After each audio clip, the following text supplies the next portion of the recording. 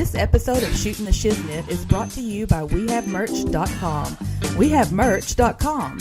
Standard size shirts at only $12.99. Shirts include I'm a Shiznitter, my old buddy, Cool Kids Countdown logo, Shootin The Shiznit logo, Happy Shiznit Day, and many more. Order your shirt today at WeHaveMerch.com.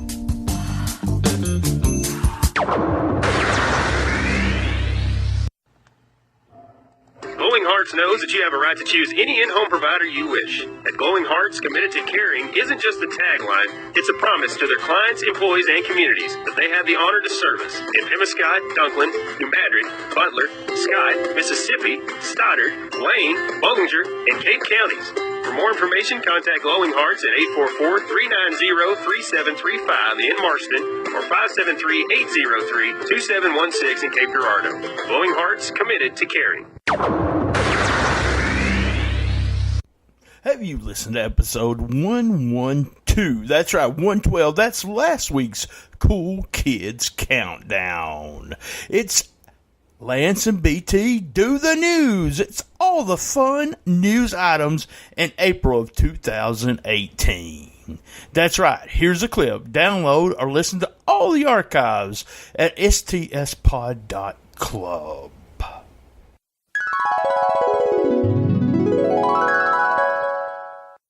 20th and 21st, I believe, was he did a couple of six-man matches in Japan. So at least, you know, he was in with other guys, so he probably wasn't in the ring all that much. But boy, it seemed like forever ago since he was Mr. Backlund, you know, in the Bret Hart stuff in WWF at the time.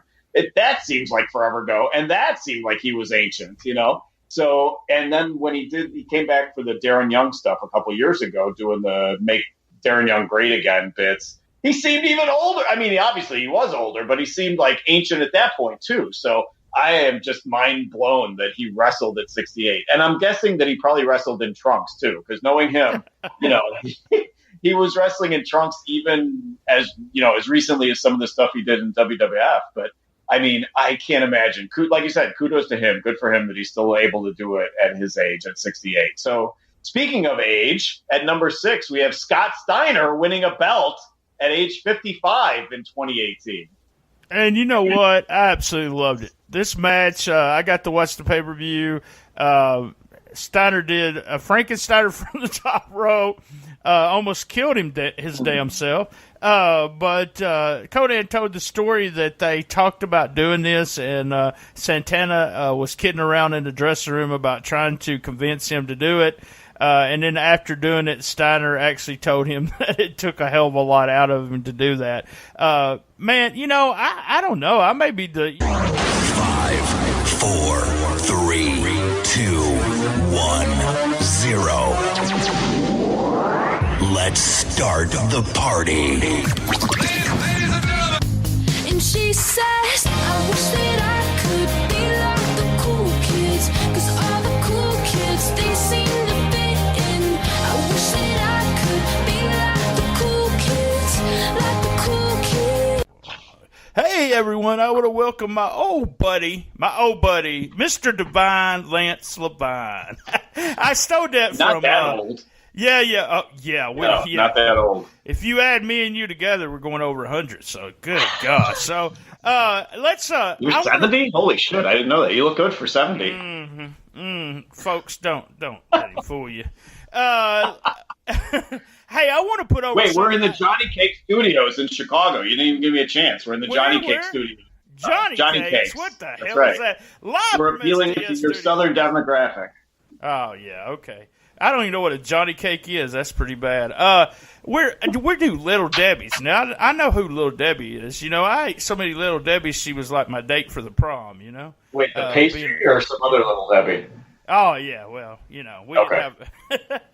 I'm from St. Louis, Missouri. My buddy Lance, he's from Chicago, Illinois. And I want to put something over real quick before we get started on us. Me and you both joined Jim Vicious. I almost said Sid Vicious. Jim Vicious to do some really fun episodes of Suplex City Limits where we went over matches. We actually do not commentary on matches, but we talk about them. I guess we are. We're commentating matches about what matches did you actually do? Let's see. We had the girls matches. We had the Minami Toyota match, and the second one was the Piranha Death match. And for the record, it's ringside with Jim. It is not Suplex City Limits, but it's ringside with Jim. Yeah, but it's on the Suplex City Limits Network. That's network right. Or channel or whatever. If you subscribe to Suplex City Limits, you'll get this. It's really fun. I did a great match where I did psychology on the Thrill Seekers against the Heavenly Bodies, and then we did. Oh God, I don't even know. I can't even explain. But when it comes out, it's some really crazy Japanese stuff from the '90s. So it's really fun. You guys check that out. Check out the Suplex City Limits. You could do iTunes there, and then you could actually find those shows. All right, let's get on with the show. Tell everybody what we're doing, Lance. All right. So, I'm not usually one for the old school stuff, but I got an idea on this top 10 list. And believe it or not, I'm going to suspend my dislike for the old school, and we're doing top 10 ring entrances of ever, basically. So I think there's so many good, cool ring entrances today. Of course, there are so many that suck. Like, I think my least favorite ever is probably Jinder Mahal. Enzo's right up there, too. So we're not going to talk about the bad ones, but there's so many good ones today that we decided we could come up with easily 10, and we could probably do triple lists of top 10 ring entrances that we enjoyed over the years. So if you got a couple that didn't make the cut. Oh, yeah. There's always someone you say, oh, my God, I should have thought of them. Or they, the thing about it is the Midnight Express was always that music starting as just one of the most exciting things. When you hear the music starting, you know who's coming out. And WCW, I remember that, Mid-South, Midnights, Kane with the fire and everything. I always thought that was cool. I hate Kane now, but it's just one of those things where it was really cool when it first came out. Jerry Lawler, when he used to do his real big matches at the Mid-South Coliseum, I think he's came out on a horse, came out in a limousine, all kinds of weird stuff. Came out on a throne, which was really cool. A toilet? Yeah, on a toilet. And Ultimate Warrior, not one of my favorite wrestlers. Growing up, we had the Ultimate Warrior shirt. But that entrance just, the music and the way he acted an idiot. And then when you go back and watch some of those matches, it's like he's so fucking over when he's coming out because the crowd's going so crazy. So my honorables, it's interesting because when I was looking at the list of the ones that didn't make the cut, for you it was a lot of old school ones, and for me it was mostly like current day, today entrances. So I have Rosemary on my list, who is probably my favorite ring entrance today. Nakamura is on my list that almost made the cut, and that was before they changed it to that stupid music now with the lyrics, which I just hate. And I know I got it. He's a heel now, so it's got to be a little bit different, but whatever. I don't need to hear Japanese rapping. And then Minoru Suzuki. I don't know how we don't have Minoru Suzuki on the list, but we were talking about it before the show, too. With his, it's mainly just the music. It's such a great song and the reaction of the fans. But I think Suzuki should at least be considered on this. I don't have Naomi on my list, although for altogether different reasons, Naomi should be on the list. And also Titus O'Neil. Titus O'Neil should be on the list, too, but he's not. So anyway, so we did the classic crunching of our list. So we have the top 10. The top 5 of which we agreed upon, and the bottom 5 are each of our individual highest placing picks that didn't make the other one's list. So you want to get started, brother? Let's go. All right. So at number 10, we have your first wild card, and that is Finn Balor. Hey, I love the entrance as the Demon, not just regular Finn Balor coming out. He still, gets a good reaction when it's just him, but I like him dressed up as the Demon. I remember seeing it for the first time and thinking, if they don't fuck this up, this is the next Undertaker entrance. I still think it's over, and when they turn him into, the Demon, and he's able to come out with all the music, the lights flashing, his hands and the movement that he makes, and he's all painted up and everything. Probably my current, and when they actually do it, current favorite entrance. So on this one, this is of your picks. This is the only one that I can't agree with. Most of your other picks, I'm all on board for. But on this one, I just can't go with Finn because 99% of his ring entrances now are the smiley guy. The Demon entrance was great, but I feel like we haven't seen it in like a year. I was thinking about it. I'm like, I don't think we've seen the Demon since maybe the Bray Wyatt feud last summer. So it's been forever since they've used it. He's been booked as just the smiley guy, and it's so annoying, and it's just, I don't know, it's just really annoying to me. I think if they turn him as a heel, I think smiley guy could actually be a fun persona for him to come out with that same exact persona, but as a heel. But Demon just feels like it's gone. I feel like the lifespan, the shelf life of the Demon wasn't long enough for him to make my list. So I don't see the Finn Balor top 10 on the ring entrances just because the Demon character didn't exist long enough, and I feel like it's practically forgotten about now. It's just about done. I think you'll see it many years to come. Just We'll make sure you listen to this, because I don't know if you know this. No, I don't. I'm not going to give you any facts. Go ahead. Number 9. Okay. Number 9, we have the immortal Hulk Hogan. That is my first wild card is Hulk Hogan. Right. I looked at that list and was like, how did I not put Hulk Hogan on there and put him up higher?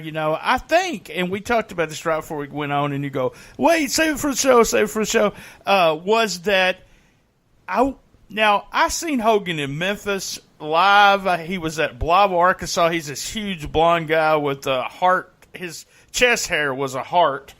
And, but I really wasn't a big fan of Hogan. One reason was that I think at the same time that he started getting so popular, I was kind of pissy in that I was a smart fan, and he only did 4 or 5 moves and blah blah blah. And like I said, you go back and watch, just like the Ultimate Warrior. When you go back and watch the Hogan entrances and Hogan matches, this motherfucker was so over. The crowd was so hot, and they're really fun to watch. There's a Hogan Flair match, a Hogan this. Just the idea that the heat was there. The fans were popping so big, just with him coming out.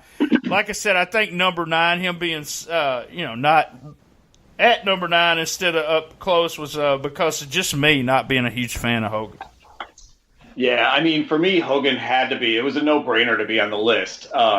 As far as the entrances go, again, I echo what you said. Not at all my favorite guy in the ring, not at all my favorite guy in general, but that intro was a classic. I mean, whether it was Real American, whether it was Eye of the Tiger, even the NWO entrance, it was, especially for Real American and Eye of the Tiger, the kids just went apeshit. He was the prototypical white meat babyface. I mean, he was squeaky clean, and the crowds just went ballistically crazy for him back in the day. I thought he always had the best entrances, and it really kind of is a theory of mine that he always had the best entrances by design, whether it was his design or Vince's design or a combination, whether it was Real American, all of them, even the NWO one. It was all by design because his wrestling sucked so bad, that everything else had to be perfect, whether it was the promos, which were perfect at the time, the entrance, and everything else about the presentation of Hulk Hogan was perfect. Therefore, the wrestling itself sucked, so it kind of took away from that. So I think that it has to be on the list, even though pretty much most of us hated the guy, and his wrestling was just the shit. So anyway, at number 8, we have your next wild card pick, which is D-Generation X. Yeah, I mean, I just love the whole deal with when Road Dogg and everyone came out, oh, you didn't know kind of thing, and then DX coming out. Instead of me just, everyone knows the DX entrance, I got a Road Dogg story for you, Lance. So Road Dogg quits the WWE, well, not quits, but, was let go with the WWE because of drug problems. And so before he went to rehab, and Allegedly, but he did go to rehab, and before he did all of this, corrected his life and everything. He was on the indie circuit doing shows everywhere. And he was at this little promotion in Dyersburg, Tennessee. There was probably 120 people, well, maybe 200 people in the building. He was tagging with a guy named Oz, and so they're getting ready for the match, and Oz is fixing to go out first, and then they're going to bring Road Dogg. And so I say, I'm talking to Oz, and I say, Oz, you got to be a little nervous. It's Road Dogg. Hell, he's been on TV. You got to be marking out a little bit. And Oz said, yeah, I am. And then I said, oh, you didn't know? Real loud. I mean, just real loud. And then Road Dogg tapped me on the shoulder. He said, hey, man, we're fixing to go out. Could you move? I thought he was going to hit you with the intellectual property. Oh, claim and or I something. mean, he's standing there listening to me bullshit, and I didn't even know Could you it. He's move? like, could you move? And then the music stops, and I move, and here I am embarrassed as hell. But it was a great story. He's, I shook his hand after the match and said, didn't say anything, but shook his match and said that was fun. I mean, shook his hand and said that was fun. But yeah. Road Dogg's awesome, though. He was seems. Go ahead. No, I was going to say DX. Great choice for you. I think all the incarnations it makes for DX, and I think with you thinking Hogan, how did I not put Hogan on the list? How did I not put DX on the list? I think the Are You Ready? The parodying of Michael Buffer was so great. I thought, I don't know, just Triple H just shoving it up Michael Buffer's ass was great. The overall subversiveness of the whole act. I know I created a great visual for you there. But all the various incarnations, like the Are You Ready? The New Age Outlaws offshoot was also great. People compare them to Enzo and Cass in terms of, they did the exact same shtick when they came out every time. But for whatever reason, I thought the New Age Outlaw shtick was so much better than the Enzo and Cass shtick because when Enzo would have to go off script, it was just awful. It was a train wreck. Whereas Road Dogg could go off script, could ad-lib, and it was still entertaining, and it was still very, very fun to watch and fun to listen to, even though, they did the exact same script every time. But when Road Dogg would have to tailor it to the city, it was always entertaining. So I think everything about DX was great. The overall just subversiveness of the act worked so perfectly during the Attitude Era. The crotch chops, just the whole 9 yards. So DX, definitely a good, strong number 8 on our list. At number 7. I just wanted to say that I actually love the Enzo entrance, and you know this. And I think the reason why, like you said, when he had to go off script, DX didn't go off script a lot except for the town, and that made it so good. And that's when Enzo made it. Here's my criticism of Enzo. Is that they sometimes made it way too long. He was on the microphone. He was good at what he did, but then he was put out there for too long. It's like, you really like Chinese, but you're not going to eat Chinese every meal because it gets tiring. But I always loved Big Cass and him coming out and thought it was one of those things that could last for a long time. I compared him to DX a lot, but it just, I mean, we know the story of Enzo now and what happened to him, which none of it was true, but apparently he's not a fun guy backstage. But that's none of my business either. So are we talking about Chinese food? Eating Chinese? You got me thrown off subject there. So all right, number 7. Hashtag code. All right, number 7 is my next wild card, which is actually my final wild card, which is the Von Erichs. Right. Well, I put this to me, the Von Erichs entrance and everything, is just see them coming through the crowd. My main thing was to carry Von Erich with Modern Day Warrior by Rush. I am not a Rush fan. I actually hate Rush. I really do. Yes, and I mean, I like a lot of old school music. Me and you both share the love of Fleetwood Mac, and many of the people that you like, I absolutely love, but Rush was never one of my favorites, but that music to me and Carrie coming out, just loved it and watched them go through the crowd. That's what I kind of like, and I could just see it in my mind being on World Class and for the big shows and them coming through the crowd and all the crowd just around them where they're just dying to touch the Von Erichs. So they were so fucking over.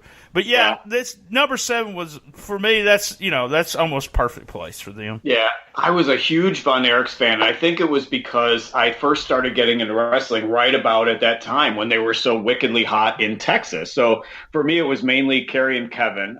The reactions, like you said, the reactions in Texas were just incredible. You had it was Tom Sawyer was the name of the Rush song. I know you're not a Rush fan, the Modern Day Warrior part of Tom Sawyer. Yeah, you're right. Yeah. And then it was Stranglehold, the Ted Nugent song Stranglehold for Kevin. And I think those were just the perfect songs for those two guys. You'd have that dynamic of that presentation of them like trying to get down the aisles in the Sportatorium or wherever they were filming with the girls pawing at them and everybody just going crazy. I don't remember the guys hating them at the time, like the whole Cena and Roman Reigns reaction. I don't remember it being all women that liked them because I was a dude and I liked them.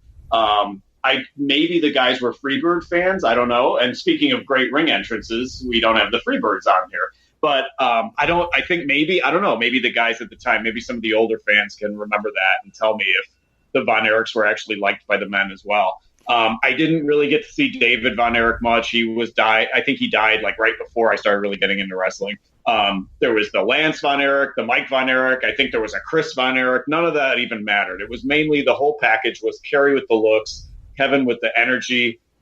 Just the whole presentation was perfect whenever they were in Texas. Got me massively into them as baby faces. So at number, go ahead. Well, I agree with you. The Von Erichs, I actually was not a huge Von Erichs fan except for Kerry. I love the Freebirds. I can't believe we forgot the Freebirds. Right. We'll throw them in there at number 7 with the Von Erichs. But I think the thing about it was there was a lot of the guys that didn't like them as much. But I think I think the Von Erichs were liked by not only girls but also guys. Kerry was my favorite. If you go back and look worker-wise, Kerry was the best, except for David. Like you said, you didn't see a lot of David stuff. But some of that world-class stuff is just so god-awful. I've talked to guys that's worked Kevin, and not Kerry, but Kevin, and they say that motherfucker bites for real. I mean, it's like he's hitting you. I remember Dutch Mantel coming back from a match, and the old saying, "Do I owe Kevin Von Erich any money for something? What the hell?" The Von Erichs was so popular, and like you said, that's the vision I get. Like you said, them coming through the crowd. So number 6, give us number 6. Yeah, number 6. We have your last wild card entry, which is the NWO. Yeah, I mean, why not? To me, it was one of the greatest entrances ever. I could still hear the music, especially with Hogan coming out. I love this entrance more than I did with Hulkster, as him being the Hulkster, with him coming out with Hall and Nash, I can hear the music as soon as we say NWO and it said NW. The way it was just so cheesy, and Hogan coming out like he was playing a guitar. I love the NWO entrance. A big, huge NWO fan. WCW at that point was really hot. And I know you don't like long podcasts, but this one hasn't been that long. I'm just going to throw this out here. The podcast with Eric Bischoff and Conrad Thompson.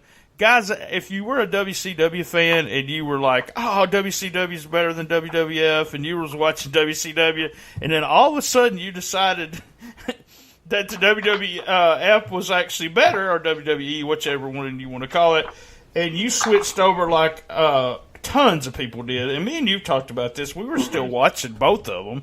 Yep. But it's called 83 Weeks. They don't need any advertisement because apparently they're getting gazillion downloads, but just a fun thing right there. All right, NWO was 6. I say another great choice from you, my friend. Another good one. Similar to Hogan, it's an interesting pattern on this because similar to Hogan, I think the NWO act ends with the entrance. I think the ring work sucked. The ring work of Nash, Hall, and Hogan. Are you kidding me? But they did such a great job creating the image, creating the mystique.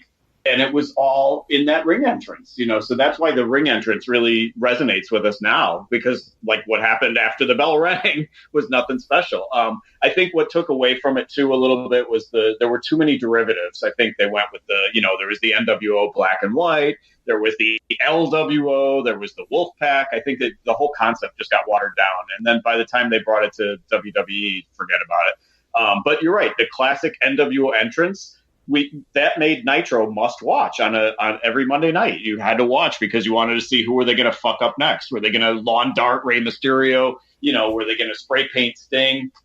It was such a great ring entrance, and it just, like I said, it boggles my mind because Hogan sucked in the ring, great entrance. NWO sucks in the ring, great entrance. So, and you'll see there may be a couple more on the list. You never know. So at number 6, the classic NWO ring entrance. Hey, I want to say something before we go to commercial. If you will go back and look at Hogan matches, you actually may think he's a better worker than you did back in the day. I just want you to say that. You said it a couple times how bad he was. I think part of it was that all the smart fans back then, there was such a small group of us and then we got on that Hulk sucks. I even made the T-shirt Hulk sucks. The stuff that he does, I mean, is just what he should have been doing. It was mainly a lot of selling. I mean, Hogan did a lot of selling, and it just did, his 3 moves. And if you work rate, not one of the greatest workers, but probably not one of the greatest wrestlers, but probably one of the greatest workers ever. That's the way I always looked at it. All right, let's go to commercials, and real quick, we're going to play the commercial, but I do want to welcome Glowing Hearts. We do appreciate the sponsorship. So here we go, guys. Here's our a couple commercials, and while Lance jumps around in the background doing something, so.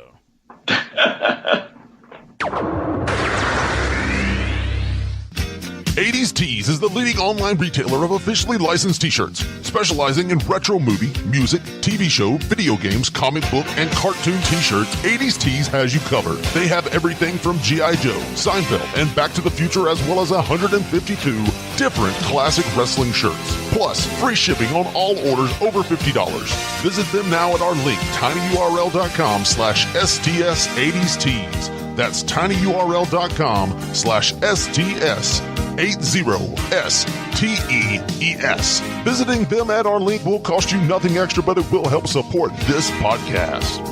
Now, back to the show.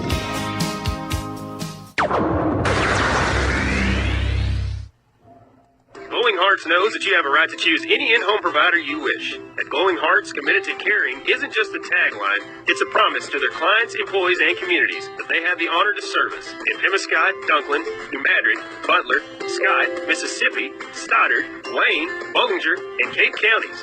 For more information, contact Glowing Hearts at 844-390-3735 in Marston or 573-803-2716 in Cape Girardeau. Glowing Hearts, committed to caring.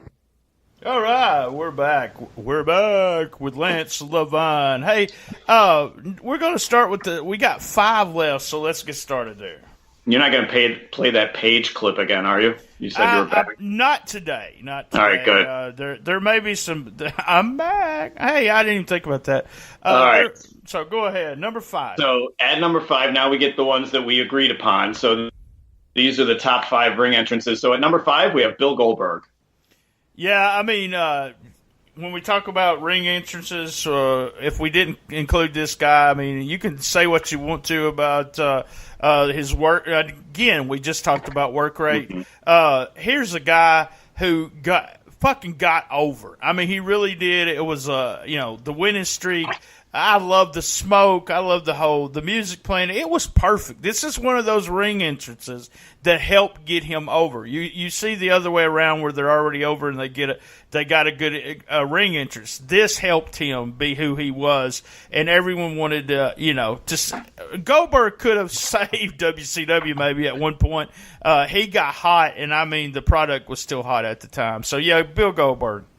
Yeah, I think the breathing the smoke, like you said, inhaling the smoke, breathing the smoke, that couldn't have been healthy. I don't know how he's doing these days as far as his lungs go, but everything about it, the pyro going off, the security knocking on the door to get him, and then him emerging from the door and slamming the door open and so on. All of it, just such great elements. I don't know how creative it was when you think about it, but it was all put together so perfectly, and the whole package and the whole presentation was just great. So for most of his run, that was enough, between that, the streak, the fact that they were doing nothing but squashes with him, it all worked. So, and again, it's really interesting because once the bell rang, the limitations were exposed, like you said. And it like you said, it doesn't really always matter. I mean, the guy was putting asses in the seats no matter what until the finger poke of doom. He was putting asses in the seats, and you see the great nostalgia reaction he had on this most recent WWE run.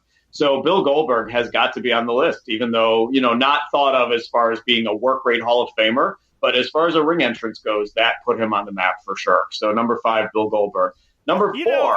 Hold on. I'm just going to say something about Goldberg. The funny thing is, I think a lot of wrestling fans, Goldberg, when he did a book, he actually pretty much said, I didn't really like wrestling, kind of thing. And I think that pissed off a lot of people. And when he came back, him saying, hey, I came back, I kind of appreciate the wrestling business a lot more now. It kind of, helped everybody with that. Mm-hmm. But, number 4, go ahead. Number 4 we agree on is Bruiser Brody.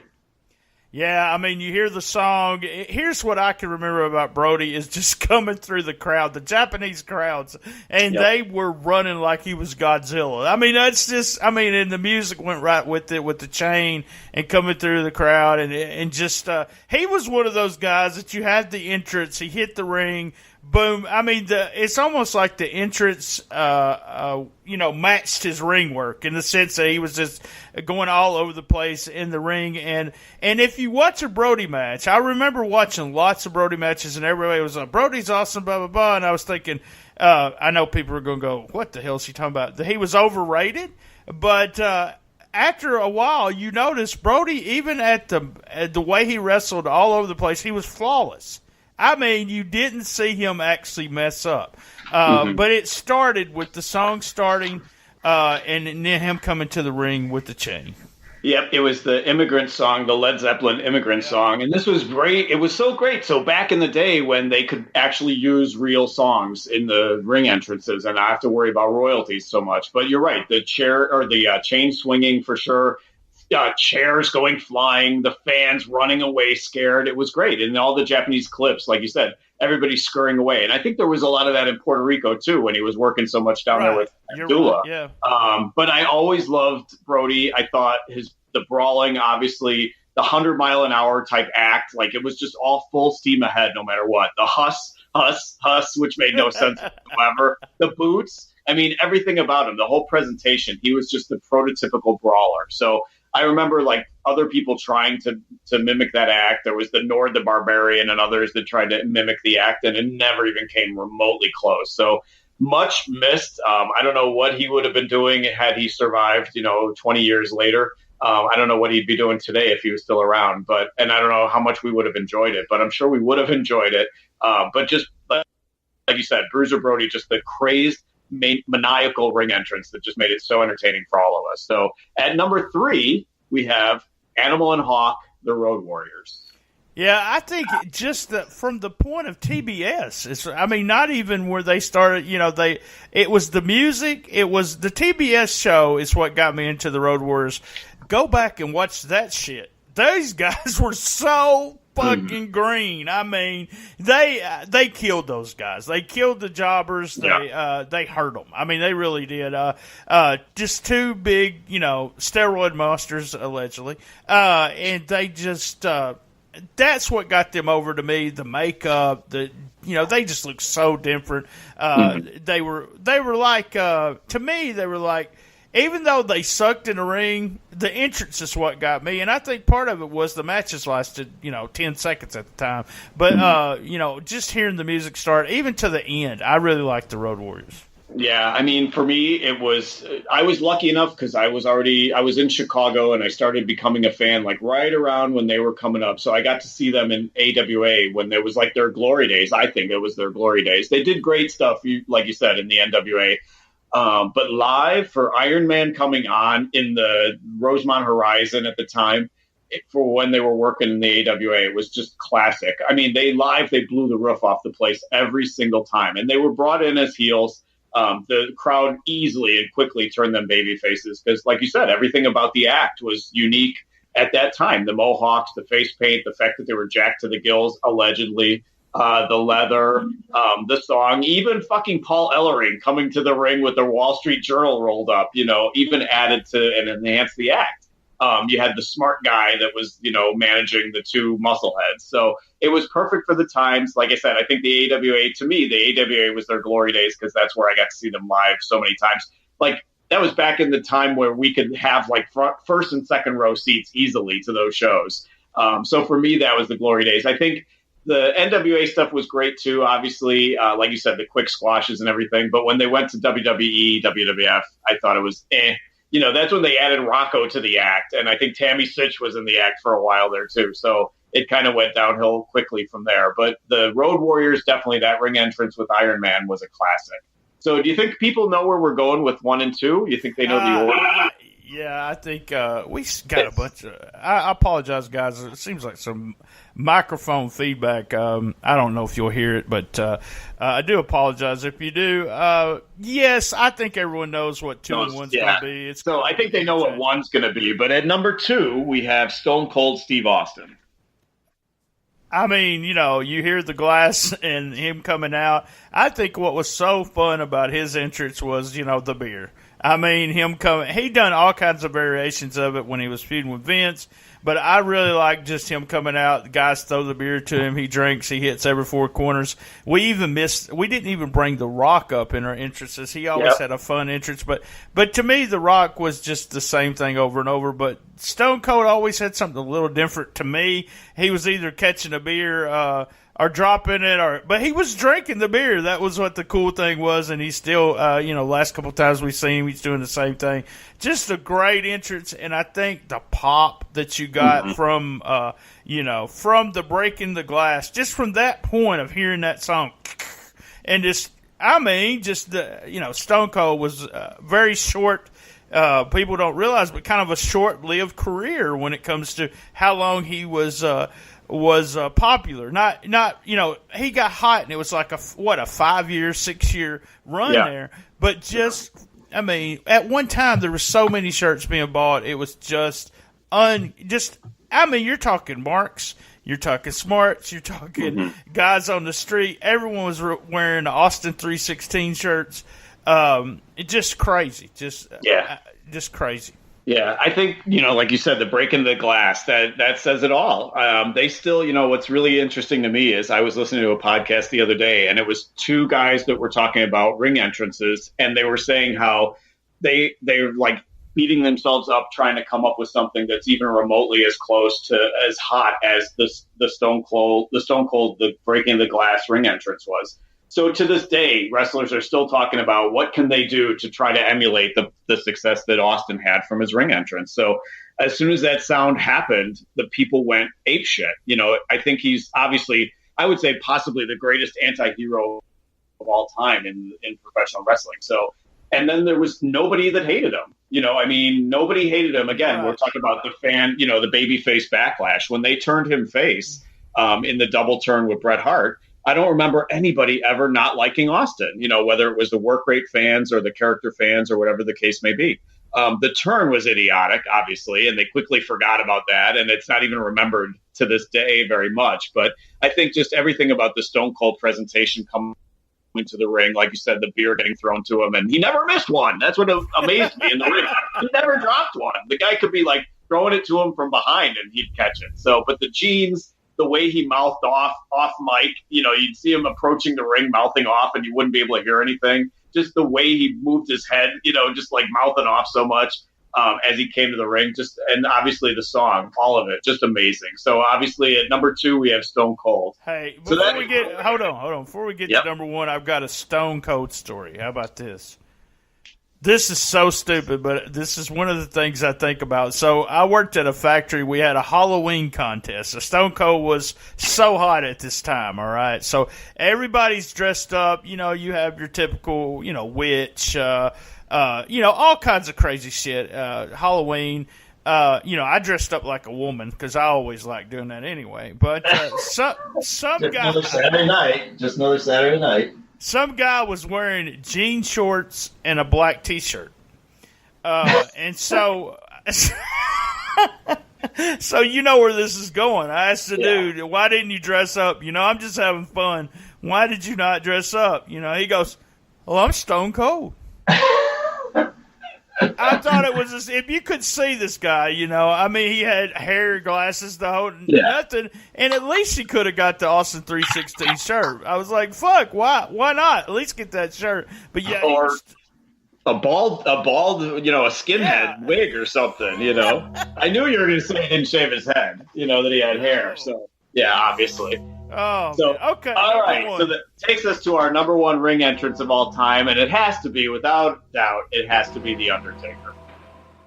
Yeah, even all the way back to almost the first time he came out, we had Paul Bearer there, the music, and I think all of the big, the big shows, the WrestleMania, something a little different every time, the Druids, whatever, the cassette come out, even this, I guess it was kind of lame the last couple of times he's came out, but the Lightning, I love the Lightning. I think it's awesome the way they've always done it.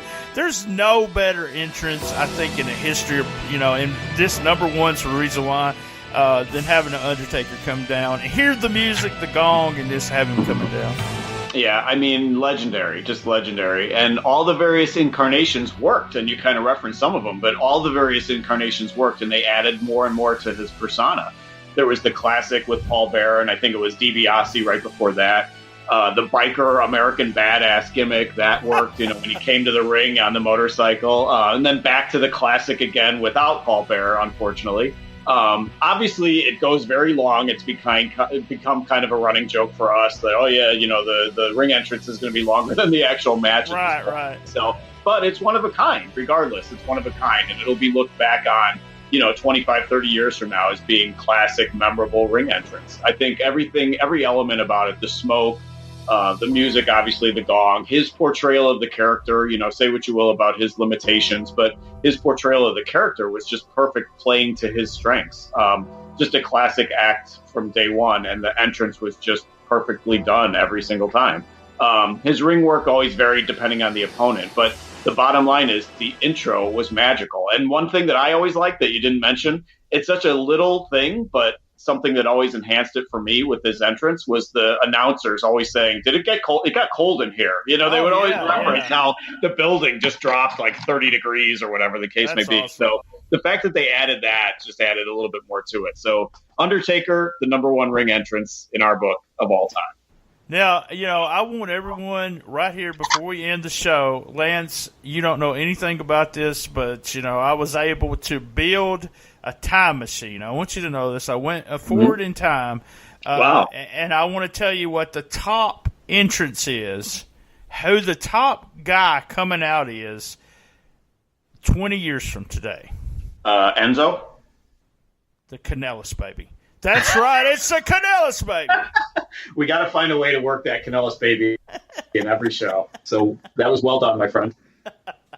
Well done. So join us, same bad time, same bad channel, on the best little wrestling podcast in the business. Love my mama. I love llamas. Be there. Hey, by the way, guys, Lance, give your Twitter handle. I want you to put that Mother's Day llama. Oh yeah, the llama card at Chocolatier LL, CHOCOLATIERLL, and you will see how much I love llamas. You will see it. It's not graphic. Don't worry, it's not code. No, it's really funny. You sent it to me and inboxed it there on a Facebook Messenger. Cracked up. All right, guys. Yeah. Join us next week. Thanks again, listeners. Thanks again, Lance. Thanks to our sponsors. And thanks to... Hey, thank you for joining us live from STS Studios in St. Louis, Missouri. And that was another great episode of Shootin' The Shiznit. A big thank you to Bob McGee at Pro Wrestlers Between the Sheets, PWBTS.com. Locals to Legends, Gene Jackson at www.localstolegends.com. Sean Garmer over at W2Mnet.com. Guys, we're at Comic Book Mark BT on Twitter, at BT Shootin' The Shiznit on Instagram. You can send a PayPal. That's right, a PayPal at Brian_Tramel, Tramel, at yahoo.com. All the archives are on our www.stspod.club page. That's right, Cool Kids Wrestling and MMA Talk Facebook group. You can join that and talk about wrestling. If we don't like you, we'll kick you out. There's also a Shootin' The Shiznit Facebook page where we actually post all the new episodes. Remember, you can listen to this episode and many more on iTunes, Stitcher, Player FM, Pop Paradise, and Spreaker. And finally, a shout out to our podcast bros: Suplex City Limits, Creative Control, Who's Right Podcast, P3 Radio. And guys, remember, keep it at 100. Patreon site is only $1. Help my buddy JoJo out there. Only $1. Join us next week for another great episode of Shootin' The Shiznit.